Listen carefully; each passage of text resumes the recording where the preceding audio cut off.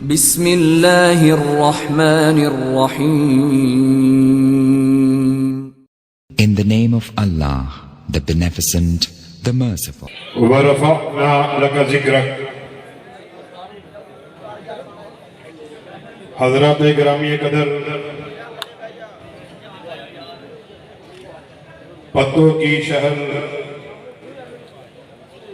میرے لیے ہرگز اجنبی نہیں ہے،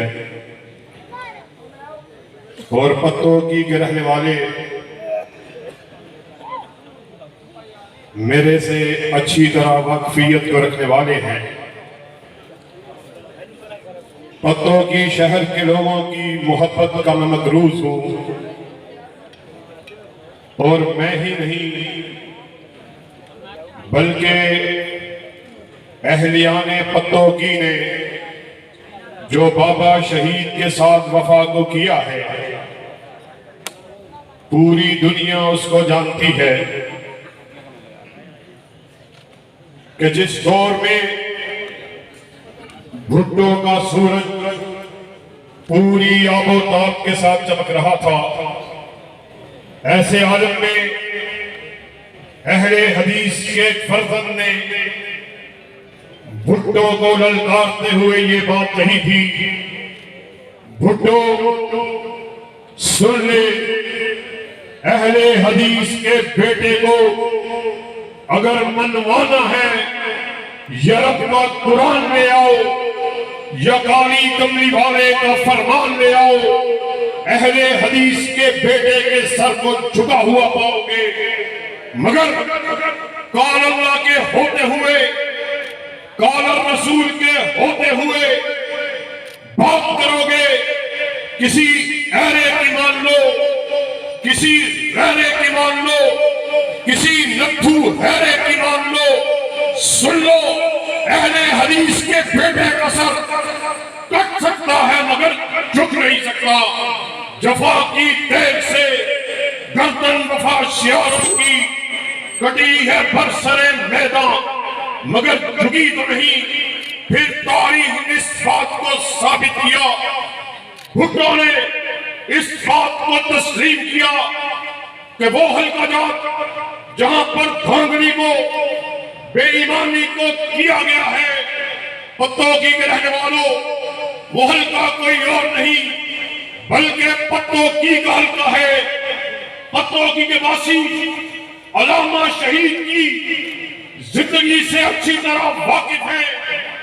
پتوں کی کمیٹی گراؤنڈ نے علامہ شہید کی للکار کو بھی سنا، آپ کی پکار کو بھی سنا۔ آپ کو اچھی طرح پتا ہے علامہ شہید جو ساری زندگی دفاع صحابہ، دفاع حرمت رسول، دفاع حق نبوت کے لیے خالی کھوکھلے نعروں کو نہیں لگاتے رہے، بلکہ انہوں نے عملی طور پر جام شہادت کو نوش کر دیا۔ جب وہ اس دنیا سے رخصت ہوئے، ان کی لہر سے یہ صدا رہی تھی، جس دھت سے کوئی مقتل نہ گیا وہ شان سلامت رہتی ہے۔ یہ جان تو آنی جانی ہے، اس جان کی کوئی بات نہیں۔ اور بقول ایک دوسرے شاعر جو رکے تو کوہے گرا بھی ہم، جو چلے تو جان سے گزر گئے، رہے یار ہم نے قدم قدم تجھے یادگار بنا دیا۔ اور آج پتوں کی کمیٹی گراؤنڈ میں اللہ کے فضل و کرم سے انہی شہداء کی روایات کو آگے بڑھانے کے لیے ہم اپنے قائدین کی موجودگی میں جناب امیر محترم سینیٹر پروفیسر ساجد میر کی موجودگی میں اس بات کا اعلان کرنے کے لیے آئے، جب تک اہل حدیث کا ایک بچہ بھی زندہ ہے، ختم نبوت کے ڈنکوں کو بجایا جائے گا انشاءاللہ۔ تو کیا قائدین کی موجودگی میں، علامہ پروفیسر ساجد میر کی موجودگی میں دونوں ہاتھوں کو بلند کر کے کہو ختم نبوت کے ڈنکوں کو بجانے کے لیے تیار ہو، اور اللہ کے فضل و کرم سے اب ہم اس وقت تک چین سے نہیں بیٹھیں گے جب تک وطن عظیم میں ختم نبوت کے جھنڈے کو گاڑ نہیں دیا جاتا۔ اور کیا مرکزی جمعیت اہل حدیث کا ساتھ دینے کے لیے تیار؟ تاجدار ختم نبوت، تاجدار ختم نبوت مرکزی جمعیت اہل حدیث پاکستان۔ اور آج کمیٹی باغ میں ختم نبوت سے عنوان سے ہونے والی کانفرنس میں مجھے بابا شہید کے کہے ہوئے الفاظ یاد آ گئے کہ ان الفاظ کو ہزاروں مرتبہ سن لیجئے، جب بھی سنیں گے آپ کے جسم کے اندر، آپ کی روح کے اندر ایک نیا ولولہ، حوصلہ، دندنہ، زمزمہ، جوش، ہمت پیدا ہو جاتی ہے۔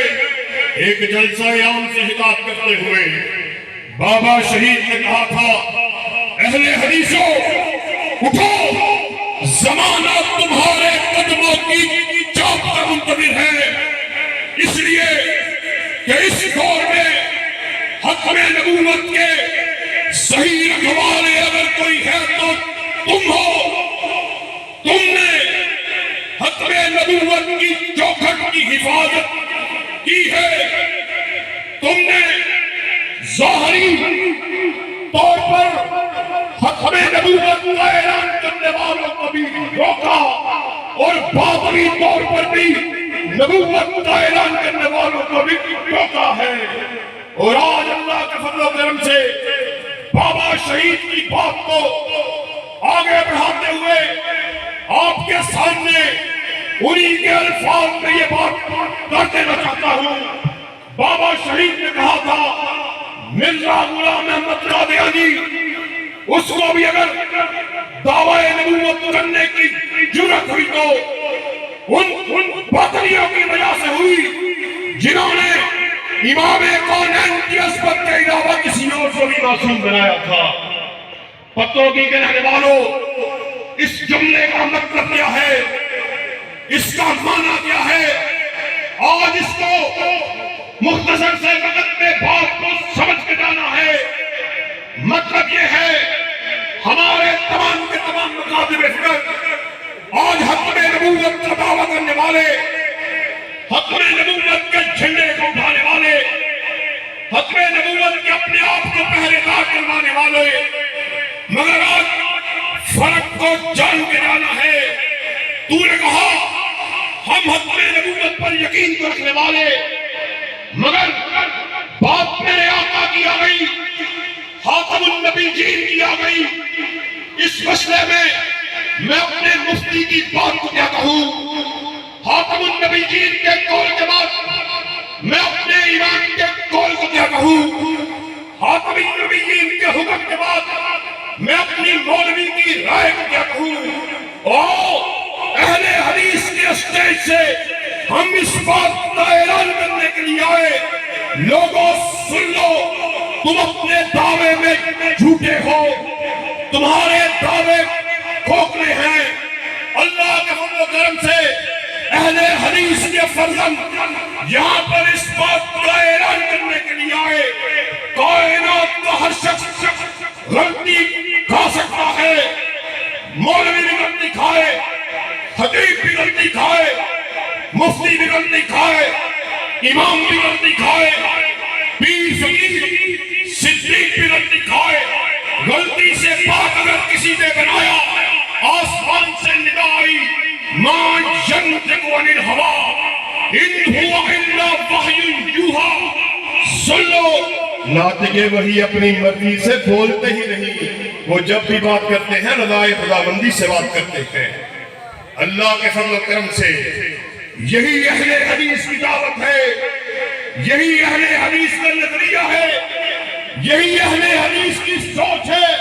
ہم نے اپنی نگاہوں میں آقا کائنات کے چہرے کے علاوہ کسی کو سجایا ہی نہیں ہے، اور ہمیں اس چہرے کو دیکھ لیا، کہ جس کو دیکھ کر حسان بن ثابت نے کیا کہا تھا وَأَحْسَنَ مِنْ قَلَمْ تَرَقَتْ عَيْنِي وَأَجْمَلَ مِنْ قَلَمْ تَلِدِ النِّسَاءُ خُلِقْتَ مُبَرًّا مِنْ كُلِّ عَيْبٍ كَأَنَّكَ قَدْ خُلِقْتَ كَمَا تَشَاءُ۔